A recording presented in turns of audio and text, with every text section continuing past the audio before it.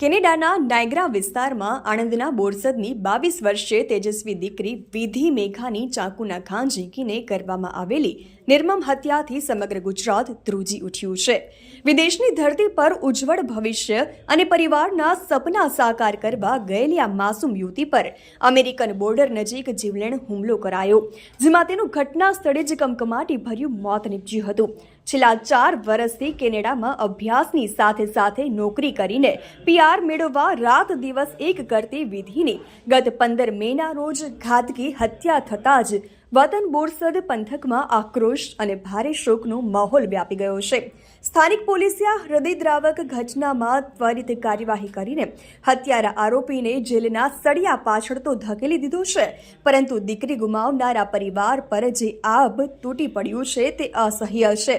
America અને Canada જેવા દેશોમાં છેલ્લા કેટલાક સમયથી ગુજરાતીઓ પર વધી રહેલા આવા હિંસક હુમલાઓએ હવે વિદેશમાં ભણતા હજારો વિદ્યાર્થીઓની સુરક્ષા સામે એક બહુ જ મોટો અને ગંભીર પ્રશ્નાર્થ ચિહ્ન ખડો કરી દીધો છે। કેનેડામાં જે બનાવ બન્યો એ વિધિ કલ્પેશ મેઘા મારા શાળાની બેબી થાય છે।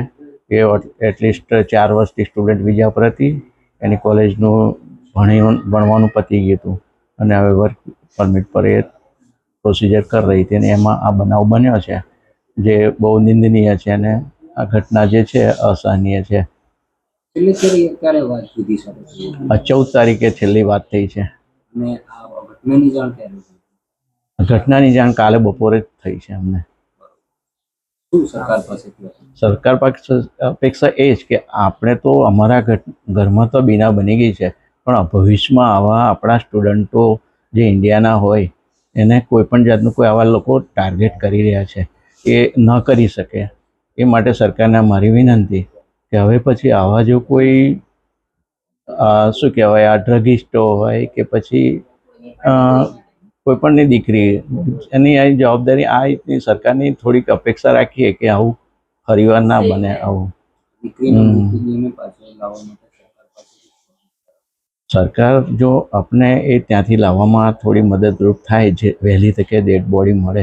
આટલા દિવસો તો થઈ ગયા છે, અમને તો કંઈ જાણ નથી અને આ કાલે આવ્યા ત્યાં જ ખબર પડી કે 15 તારીખના ત્યાં આવું બનાવ બન્યો છે, એટલે અમને તો એકદમ બહુ અમારું આખું ફેમિલી આઘાતમાં સરી પડ્યું છે અને ભાજપ સરકાર મોદી સાહેબને પણ અમારી વિનંતી કે આ બાબતે થોડી અમને હેલ્પ કરે।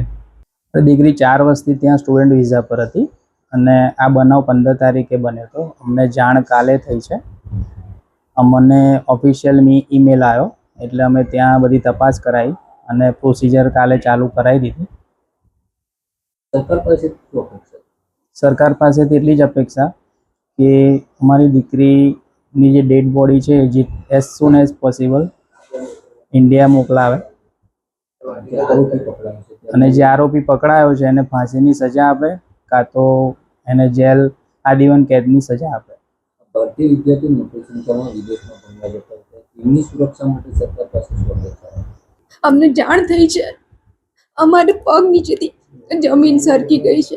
મારી બસ સરકારશ્રીને એક જ નમ્ર વિનંતી છે કે જે આટલા બધા દિવસો ઓલરેડી 14-15 દિવસ કરી ચૂક્યા છે, અમને અમારી દીકરીનું મોં જોવા નથી મળ્યું હજુ સુધી। તો મારી બસ એક નમ્ર વિનંતી છે કે અમારી દીકરીની જે બી કન્ડિશન છે અમને લોકોને એટલીસ્ટ એનું મોં બતાવે। ત્યાં આગળથી સરખી એ લોકો કોઈ અમને જવાબ નથી આપી રહ્યા। મારો ભાઈ ત્યાં જ છે, એ બનતા બધા પ્રયત્નો કરે છે, પણ ત્યાંથી અમને જેવો સપોર્ટ જોઈએ એવો સપોર્ટ અમને મળી જ નથી રહ્યો।